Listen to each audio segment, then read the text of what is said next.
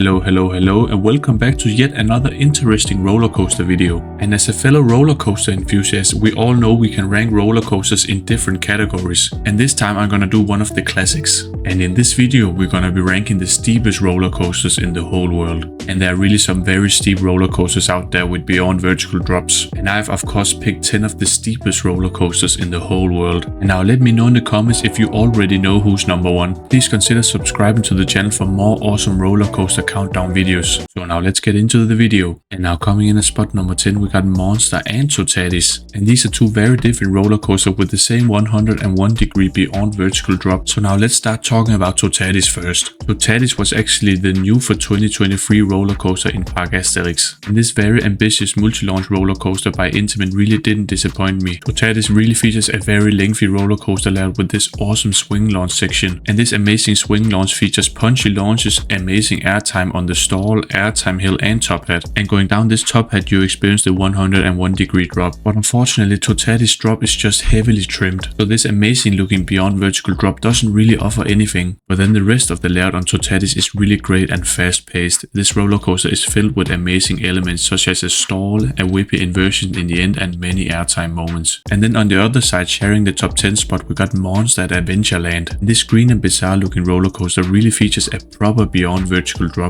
And the manufacturer behind Monster is of course Gerstlauer, who is known for making these compact beyond vertical drop thrill coasters. This Gerstlauer coaster is actually part of the Infinity roller coasters and these are just great. Monster really features a highly diverse and lengthy roller coaster layout where the main element is actually this so-called finish loop where you get a lot of hang time. And yes, Monster also features a few dots in terms of roller coaster elements, but overall this is a high tier Gerstlauer Infinity coaster. Now coming in at spot number 9, we got Defiance made by Gerstlauer. And yes, this roller coaster features a beyond vertical drop of 102.3 degrees. And this Gerstlauer Eurofighter coaster is actually one of the newer ones. And the only negative thing about the Eurofighter model is of course the bulky over the shoulder restraints. I don't really like those. But this roller coaster might have one of the best views in the whole world. And Defiance is actually located in Glenwood Caverns. This so-called adventure park is known for having an amazing location in the mountains. And this bizarre looking Gerstlauer Eurofighter really features a punchy but very short layout. The high elevation really makes this roller coaster layout scary. And when you fly through the beyond vertical drop and banana roll, it really feels like you fly over this mountain. But after a short and whippy inline twist, the roller coaster is pretty much done. And please let me know in the comments if you think Defiance has one of the best locations in the world. And now coming in at spot number 8, we got Steelhawk made by S&S Sensei. And yes, this bizarre looking roller coaster really takes the beyond vertical drop up a notch with 111 degrees. And even though this roller coaster has a way steeper beyond vertical drop than other ones, this roller coaster really features a very short drop. Steelhawk is part of the so-called El Loco roller coaster model made by S&S. And these roller coasters are pretty short, but they feature a very compact and very bizarre layout. And yes, Steelhawk only features a maximum height of 96 feet and the maximum speed is 41 miles per hour. And Steelhawk is actually located in the so-called Indiana Beach amusement park in of course Indiana, USA. So now let's see if Steelhawk is the only El Loco coaster on this list. And now coming in at spot number 7, we got Mumbo Jumbo made by S&S Sensei. This very funny named Mumbo Jumbo roller coaster really has a beyond vertical drop of 112 degrees. And Mumbo Jumbo just beats Steelhawk with only 1 degree. And yes, surprise surprise, Mumbo Jumbo is yet another El Loco coaster made by S&S. And this bizarre looking coaster has been operating at Flamingo Land in England since 2009. And Mumbo Jumbo just beats Steelhawk with a maximum drop angle but also the total height of the ride. And this roller coaster actually stands 98.4 feet tall.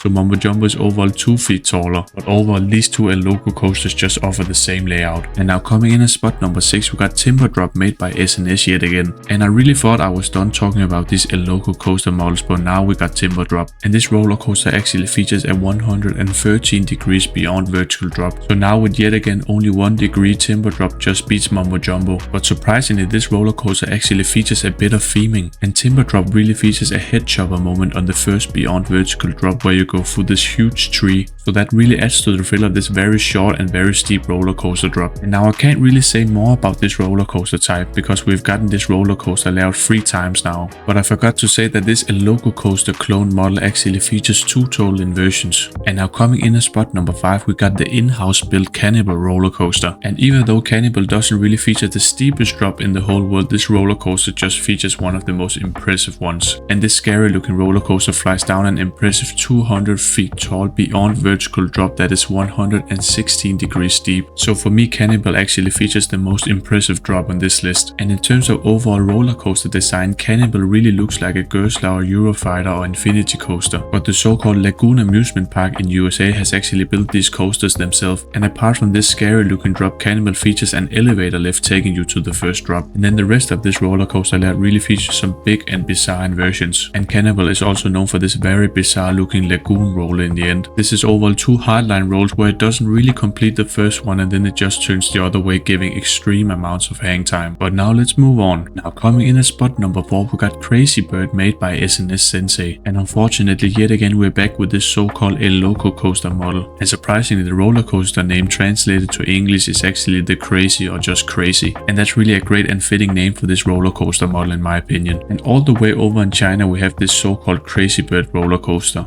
And Crazy Bird roller coaster features a beyond vertical drop of 120 degrees. And Crazy Bird actually features a decently themed queue line and station on top of that. And this El Loco roller coaster actually stands indoors. And now coming in at spot number 3, we got Green Lantern coaster made by SNS. And now it shouldn't be no surprise that we got yet another El Loco roller coaster on this list. But Green Lantern is actually quite different compared to the other ones. And this green looking coaster actually stands 108 feet tall, making it 10 feet taller than the other El Loco coasters. And on top of that you have a way larger roller coaster train that features 8 total riders, and this is twice as much as the other El Loco coasters. So even though this coaster layout is larger and the drop is steeper, coming in at 120.5 degrees, and just like the other coasters, Green Lantern has a maximum speed of 41 miles per hour, and that could be something to do with the trim brakes on the first drop. And this bizarre looking El Loco coaster is located in Warner Bros. Movie World in Australia, and just in the background you can see the well-known DC Rivals Hypercoaster. And now coming in at spot number 2, we got Takabisha made by Gerstlauer. And now this is where the German manufacturer actually makes a comeback with spot number 2 on this list. And to this day Takabisha is actually one of the most impressive projects created by Gerstlauer. And Takabisha actually features a very impressive 141 degree tall first drop, and combined with this lengthy drop you have a vertical angle of 121 degrees. And this impressive thrill coaster located in Fuji-Q Highland actually reaches a maximum speed of 62.1 miles per hour. And on top of this awesome drop, Takabisha actually features a punchy LSM launch, taking the riders from 0 to 62 miles per hour in just 2 seconds. And on top of that, Takabisha also features a very impressive amount of 7 total inversions. But beware, this is a Gerstlauer Eurofighter, so you got these over the shoulder restraints, and on top of that the coaster is quite rough. And you could argue that Takabisha should be number 1 as of now. Just wait a bit and I will explain. Now coming in at spot number 1, we got TMNT Shellraiser made by Gerstlauer.